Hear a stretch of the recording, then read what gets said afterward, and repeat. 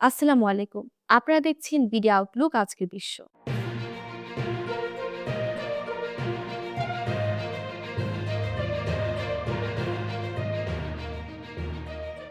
ইরানের 400 KG uranium দখলে কি মার্কিন কমান্ডো অভিযান হতে পারে? গত কয়েক সপ্তাহ ধরে ইরান জুড়ে মার্কিন ও ইসরায়েলি বাহিনীর অভিযান চলছে। এই অভিযানের মূল লক্ষ্য শুধু শাসন পরিবর্তন নয়, বরং তেহরানের পরমাণু কর্মসূচিকে স্থায়ীভাবে শেষ করে দেওয়া।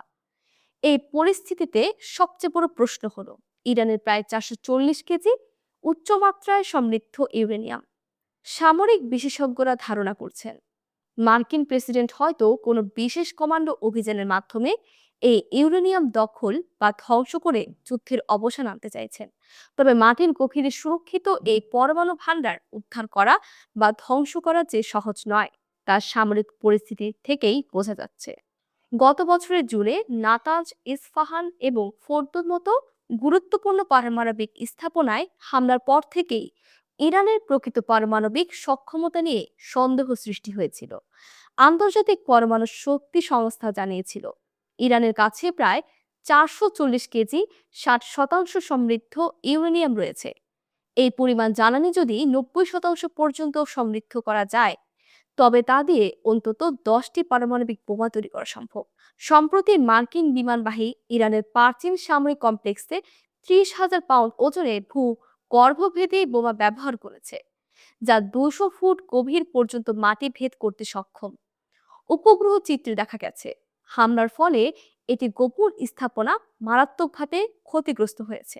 ইরানের বিপ্লবী গার্ড কোর ইতোমধ্যে সতর্ক করেছে তাদের জ্বালানি বা পারমাণবিক স্থাপনায় বড় কোনো আঘাত এলে তারা পুরো অঞ্চলের তেল ও গ্যাস অবকাঠামো লক্ষ্য করে পাল্টা পদক্ষেপ নেবে। হরমুজ প্রণালী দিয়ে বিশ্বের প্রায় 1/5 তেল সরবরাহ হয়। এই জলপথের সমস্যা হলে বিশ্ব অর্থনীতিতে বড় ধরনের ধাক্কা পড়তে পারে। বর্তমান অস্থিতিশীল পরিস্থিতিতে আন্তর্জাতিক জ্বালানি বাজারে ইতোমধ্যে অস্থিরতা দেখা দিয়েছে। মার্কিন যুক্তরাষ্ট্র দাবি করেছে তাদের সাম্প্রতিক হামলায় ইরানের পরমাণু কর্মসূচি পঙ্গু হয়েছে। অন্যদিকে আন্তর্জাতিক পরমাণু শক্তি সংস্থা সতর্ক করেছে ইরান চাইলে খুব দ্রুত ধ্বংসপ্রাপ্ত স্থাপনাগুলো পুনর্গঠন করতে পারবে। ইরান তাদের পারমাণবিক স্থাপনাগুলোকে মাটির গভীরে সরিয়ে নিয়েছে, বিশেষ করে নাতাঞ্জ কমপ্লেক্সের কাছে পাহাড়ে এলাকায় এমন স্থাপনা তৈরি হয়েছে যা প্রচলিত কোনো বোমার নাগালের বাইরে। ফোর্দোর তুলনায় এই স্থাপনাটি অনেক গভীরে এবং প্রবেশ পথগুলো অত্যন্ত সুরক্ষিত। সামরিক বিশ্লেষক মনে করছেন শুধুমাত্র আকাশপথে হামলা চালিয়ে এই স্থাপনা ধ্বংস করা সম্ভব নয়। অন্য একটি উদ্বেগজনক বিষয় হলো ইরানের অভ্যন্তরীণ অস্থিরতা। যদি দেশে গৃহযুদ্ধ বা চরম অরাজকতা দেখা দেয়, তাহলে এই বিপজ্জনক ইউরেনিয়াম উগ্রপন্থী বা অন্য কোনো অরাষ্ট্রীয় শক্তির হাতে চলে যেতে পারে। এতে শুধু মধ্যপ্রাচ্য নয়, ইউরোপ ও আমেরিকার নিরাপত্তাও বিপন্ন হবে। এ কারণেই মার্কিন যুক্তরাষ্ট্র বিকল্প কৌশল হিসেবে সীমিত কমান্ডো অভিযান বিবেচনা করছে, যার লক্ষ্য সরাসরি ইউরেনিয়াম দখল বা ধ্বংস করা। এছাড়া ইরানের ব্যালিস্টিক ক্ষেপণাস্ত্র কর্মসূচিও পশ্চিমা দেশগুলোর জন্য বড় উদ্বেগের কারণ। তাদের কাছে এমন ক্ষেপণাস্ত্র রয়েছে যা 2 থেকে 3 হাজার কিলোমিটার দূরের লক্ষ্য বস্তুতে আঘাত করতে সক্ষম। পারমাণবিক অস্ত্র ও দূরপাল্লার ক্ষেপণাস্ত্রের এই সমন্বয় রুখতে যুক্তরাষ্ট্রকে সামরিক ঝুঁকির পথ বেছে নিতে হচ্ছে। ঐতিহাসিকভাবে ইরান তাদের পারমাণবিক কর্মসূচিকে জাতীয় গর্ব হিসেবে দেখছে। নানা বাধা ও নিষেধাজ্ঞার মধ্যেও তারা এই প্রযুক্তি এগিয়ে নিয়ে গেছে। 2015 সালের পরমাণু চুক্তিতে সীমিতকরণে রাজি হলেও 2018 সালে যুক্তরাষ্ট্র চুক্তি থেকে বেরিয়ে যাওয়ার পর তারা পুনরায় ইউরেনিয়াম সমৃদ্ধকরণ শুরু করেছে। বর্তমানে ইরান আন্তর্জাতিক সংস্থার পরিদর্শন সীমিত করেছে এবং সংসদে এমন আইন পাশ করেছে যা আন্তর্জাতিক সহযোগিতা নিষিদ্ধ করছে। ফলে পরিস্থিতি আরও জটিল হয়েছে।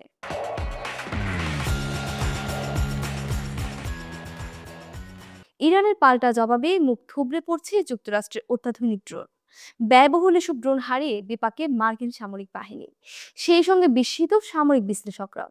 মধ্যপ্রাচ্যে চলমান সংঘাতের প্রেক্ষাপটে যুক্তরাষ্ট্রের সামরিক সক্ষমতার প্রতীক হিসেবে পরিচিত MQ-9 রিপার ড্রোন এখন বড় ধরনের চ্যালেঞ্জের মুখে পড়েছে। গত ২৮ ফেব্রুয়ারি শুরু হওয়া সামরিক অভিযানের পর মাত্র ২ সপ্তাহের মধ্যে অন্তত ১১টি রিপার ড্রোন ভূপাতিত করার দাবি করেছে ইরান। এতে বহুদিন ধরে কার্যকর হিসেবে ব্যবহৃত এই মানবহীন যুদ্ধযানের সক্ষমতা নিয়ে নতুন করে প্রশ্ন উঠেছে। মধ্যপ্রাচ্যে যুক্তরাষ্ট্রের সামরিক তৎপরতা পরিচালনাকারী সেন্ট্রাল কমান্ড জানিয়েছে ওই অঞ্চলে রিপার ড্রোন ব্যবহার করা হয়েছিল। তবে ঠিক কতগুলো ড্রোন ধ্বংস হয়েছে সে বিষয়ে এখনো আনুষ্ঠানিকভাবে বিস্তারিত জানানো হয়নি। আন্তর্জাতিক গণমাধ্যম সিবিএস নিউজ এবং এয়ার অ্যান্ড স্পেস ফোর্সেস ম্যাগাজিনের প্রতিবেদনে মার্কিন কর্মকর্তাদের উদ্ধৃতি দিয়ে বলা হয়েছে, ৯ মার্চের মধ্যেই যুক্তরাষ্ট্র ১০ থেকে ১১টি রিপার ড্রোন হারিয়েছে। প্রতিটি ড্রোনের মূল্য প্রায় ১৬ থেকে ৩০ মিলিয়ন ডলার হওয়ায় এই ক্ষতিকে বড় ধাক্কা হিসেবে দেখা হচ্ছে। দীর্ঘ ২ দশক ধরে সন্ত্রাস বিরোধী অভিযানে গুরুত্বপূর্ণ ভূমিকা রাখলেও ইরানের বহুস্তরীয় আকাশ প্রতিরক্ষা ব্যবস্থার সামনে রিপার ড্রোনের দুর্বলতাগুলো এখন স্পষ্ট হয়ে উঠছে বলে মনে করছেন সামরিক বিশ্লেষকরা। ধীরগতির উড়ান, তুলনামূলক বড় রাডার প্রতিফলন এবং উপগ্রহ যোগাযোগের উপর অতিরিক্ত নির্ভরশীলতার কারণে এগুলো শক্তিশালী প্রতিরক্ষা ব্যবস্থার সহজ লক্ষ্য হয়ে উঠতে পারে।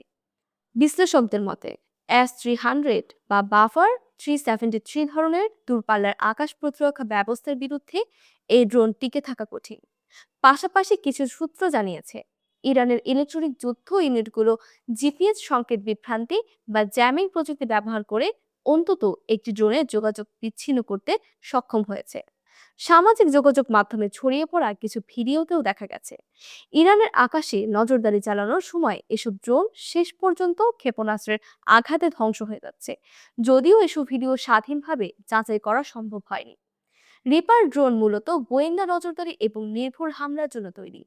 এটি টানা প্রায় ২৭ ঘন্টা আকাশে অবস্থান করতে পারে এবং হেলফায়ার ক্ষেপণাস্ত্র সহ বিভিন্ন অস্ত্র বহনে সক্ষম। সাম্প্রতিক সামরিক অভিযানে এই ড্রোনগুলো মানববাহী যুদ্ধ বিমানকে সহায়তা করা এবং লক্ষ্যবস্তু শনাক্ত করার ক্ষেত্রে গুরুত্বপূর্ণ ভূমিকা পালন করছিল।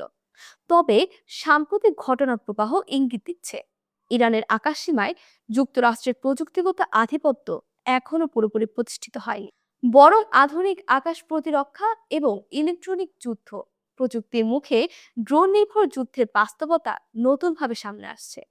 ইসরায়েলের প্রধানমন্ত্রী বেনিয়ামিন নেতানিয়াহুর একটি নতুন ভিডিও সামাজিক যোগাযোগ মাধ্যমে তোলপাড় সৃষ্টি করেছে। গত সপ্তাহে ভিডিওতে তার হাতে ৬টি আঙুল দেখা যাওয়ার পর থেকে তার নিরাপত্তা ও বেঁচে থাকার বিষয় নিয়ে গুজব ছড়াতে শুরু হয়। সেই সময় প্রকাশিত রোববারের একটি ভিডিও এই বিতর্ককে আরও তীব্র করেছে। ভিডিওটি শেয়ার করা হয়েছে তার এক্স অ্যাকাউন্টে এবং ইতোমধ্যেই ডিপফেক বা কৃত্রিম বুদ্ধিমত্তার ব্যবহার নিয়ে প্রশ্ন উঠেছে। ভিডিওতে দেখা যায় নেতানিয়াহু জেরুজালেম পাহাড়ের নিকটবর্তী দ্য সাতাফ নামের একটি ক্যাফেতে কফি অর্ডার করছেন। চিত্রগ্রাহক যখন তাকে বলেন যে মিডিয়া তার মৃত্যুর খবর প্রচার হচ্ছে, তখন তিনি বিদ্রূপ করে বলেন, আমি ১ কাপ কফির জন্য মরে যাচ্ছি। এরপর তিনি ২ হাত উঁচিয়ে আঙ্গুল গণনা দেখান এবং বলেন, আপনারা আঙ্গুল গুনতে চান? এই যে এখানে বাঁ হাত এবং এখানে ডান হাত, দেখলেন তো? ভিডিওর শেষে কফির মগ উঁচিয়ে তিনি অ্যালজেন বলেন, যা হিব্রুতে উল্লাস প্রকাশ করে। ভিডিও প্রকাশের পর সামাজিক যোগাযোগ মাধ্যম ব্যবহারকারীরা এর সত্যতা নিয়ে প্রশ্ন তুলেছেন। এক্সের কৃত্রিম বুদ্ধিমত্তা চ্যাটবট গ্রোক জানিয়েছে এটি একটি উন্নত মানের ডিপফেক ভিডিও। চ্যাটবটের দাবি, নেতানিয়াহুর মতো একজন ব্যক্তি জনসম্মুখে ক্যাফেতে বসে ইরান বা লেবানন সংক্রান্ত অপারেশন নিয়ে কথা বলছেন। বাস্তবে এমন কোনো ঘটনা ঘটেনি।